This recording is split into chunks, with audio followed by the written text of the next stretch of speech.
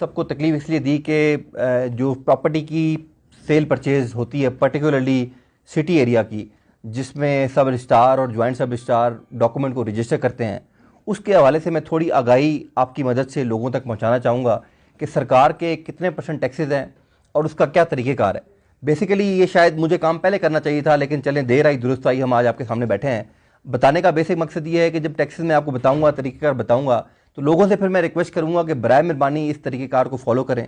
और अगर इस दफ्तर का कोई बंदा अगर इन्वॉल्व है और आपसे उस टैक्स से ज़्यादा पैसे मांगता है, तो बराए मेहरबानी मैं दफ्तर में मौजूद होता हूँ, मेरे दफ्तर के दरवाजे खुले होते हैं, किसी की रोकथाम नहीं है, कोई पर्ची सिस्टम नहीं है। बराए मेहरबानी मुझे आके ज़रूर बताएं। आप तमाम की मदद मुझे चाहिए।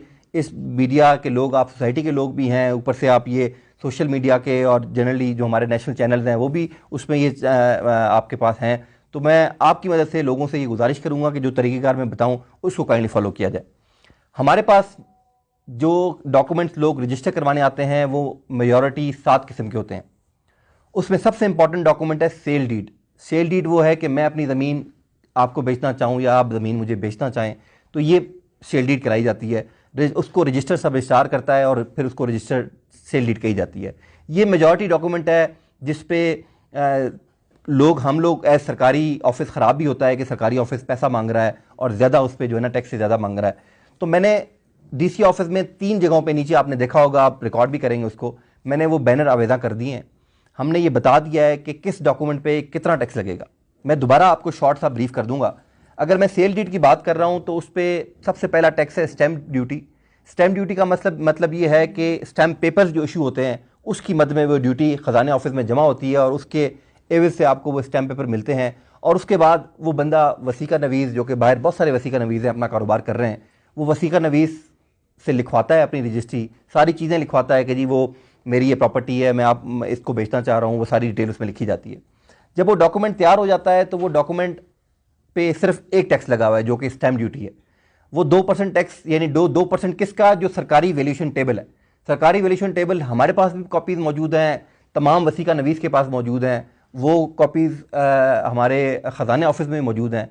तो वो उस कॉपी से पता चल सकता है कि जी मेरी ज़मीन मिसाल स्पिनी रोड पे है या इस मौजे में है, तो उस पर सरकारी रेट क्या है।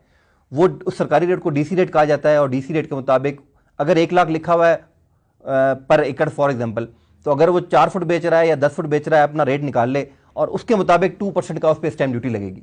जब वो स्टैम्प उसका रिसीव ले लिया उसने ख़जाने ऑफिस से, रजिस्ट्री लिखवा ली, तो वो रजिस्ट्री बामा पार्टीज़ हमारे दफ्तर आ जाएगा।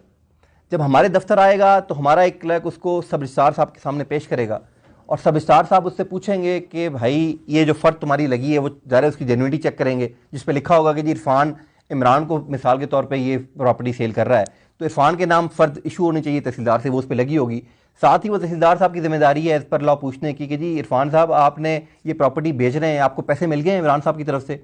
वो कहेगा अगर मिल गए हैं और इमरान साहब से पूछा जाएगा कि जी आप अपना कब्ज़ा ले चुके हैं, और इमरान साहब ने कह दिया कि जी मैंने कब्ज़ा ले चुका हूँ, तो उसके बाद वो पार्टी जाएगी, साथ ही दूसरा कमरा है, अपनी तस्वीर ले लेगी। और तस्वीर लेने के बाद हमारा ही ऑफिस में एक क्लर्क बैठा हुआ है जो उसको चालान बना के देगा। वो चालान कौन कौन से होंगे? नंबर 1, वो FBR का टैक्स जमा कराएगा। FBR का टैक्स जो है, अगर वो बंदा बेचने वाला फाइलर है तो 1% है, अगर नॉन फाइलर है तो 2% है। तो वो अकॉर्डिंगली हमारा क्लर्क वो उसको ये चालान जो है ना FBR का ऑनलाइन अवेलेबल है, हम ही उसको निकाल के देंगे, क्योंकि FBR की वैल्यू भी हर जगह की ऑनलाइन अवेलेबल है। हमारा ही क्लर्क उसको निकाल के देगा कि जी तुम्हारी जगह के मुताबिक ये FBR का टैक्स पड़ता है। एक चालान उसको वो दे देगा। साथ ही उसको CVT कहा जाता है, कैपिटल जो है वैल्यू टैक्स को, उसका चालान भी जमा करा के दे, मतलब बना के देगा। जो CVT है वो प्रोविंशियल गवर्नमेंट का टैक्स है और वो सेल डीड पे 2% लगता है। तो मैं रिपीट कर जाऊं, मैंने स्टैम्प ड्यूटी 2% बात की, मैंने FBR की बात की 1 या 2% as the case may be, means if is filer तो 1%, नॉन फाइलर तो 2%। तीसरी मैंने कैटेगरी बात की CVT, वो 2% है, अगेन उसका भी चालान वो बना के देगा उसको। और फाइनली जो मेट्रोपॉलिटन कॉर्पोरेशन का टैक्स है वो भी 2% है, उसका चालान भी वो बना के देगा उसको। और आखिर में 1% जो है वो उस पर रजिस्ट्रेशन फ़ी लगती है, उसका चालान भी बना के देगा। तो ये 4 किस्म के चालान उस पार्टी को बना के दिए जाएंगे।